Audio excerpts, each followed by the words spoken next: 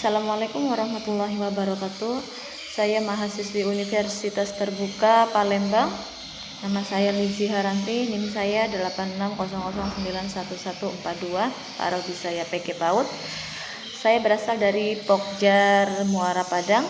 Alamat saya Desa Tirta Mulia, Jalur 13, Kecamatan Muara Sugihan, Kabupaten Banyuasin, Provinsi Sumatera Selatan, Kota Palembang. Di sini saya akan menjelaskan tentang proses lahirnya BPUPK Piagam Jakarta PPKI. BPUPK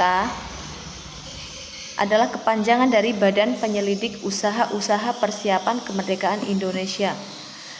Ini dibentuk oleh Jepang pada 1 Maret 1945 karena terdesak Perang Dunia Kedua untuk menyelidiki persiapan kemerdekaan Indonesia.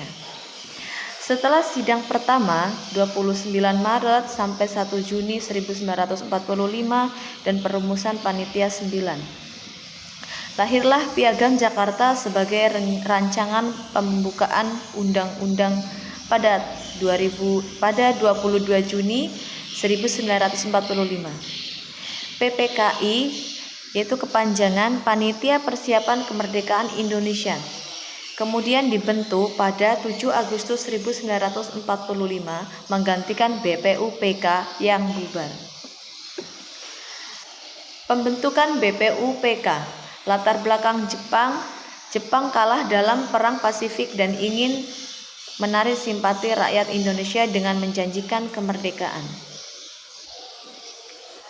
Pembentukan ini diumumkan pada 1 Maret 1945 dan diresmikan pada tanggal 29 April 1945. Tujuannya menyelidiki hal penting terkait pembentukan negara Indonesia merdeka. Ketua DR KRT Rajiman Widodiningrat. Sidang dan lahirnya Piagam Jakarta. Sidang pertama tanggal 29 Mei sampai Juni 1945, anggota mengumumkan pendapat tentang dasar negara yang dikenal sebagai Pidato Lahirnya Pancasila oleh Soekarno pada 1 Juni 1945. Terbentuk panitia kecil yang kemudian membentuk Panitia 9. Piagam Jakarta 22 Juni 1945.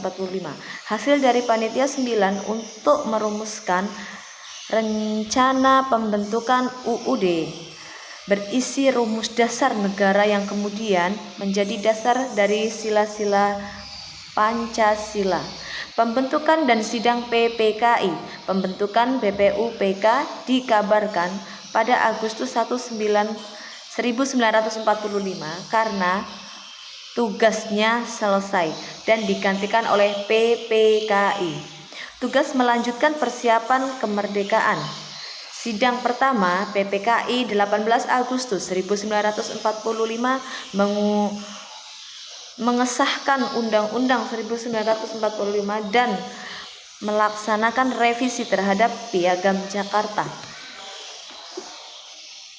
Menetapkan Soekarno sebagai presiden dan Muhammad Hatta sebagai wakil presiden.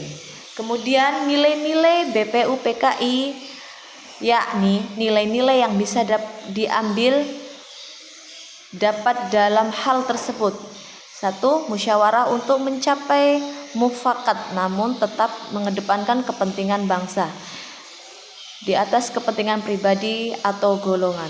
2. Para anggota BPUPKI rela berkorban demi kemerdekaan bangsa Indonesia. 3. Semangat juang anggota BPUPK yang tinggi dalam mempersiapkan kemerdekaan Indonesia. 4. Pengorbanan para anggota demi merumuskan dasar negara yang akan menjadi landasan bagi Indonesia. Nilai-nilai Piagam Jakarta. Mereka berkomitmen dalam persatuan sebagai Panitia 9 dari Negara Kesatuan Indonesia, toleransi dan saling menghargai, mempersiapkan Piagam Indonesia pada awalnya Meski pada awalnya memutar frasa ketuhanan dan kewajiban menjanjikan syariat Islam bagi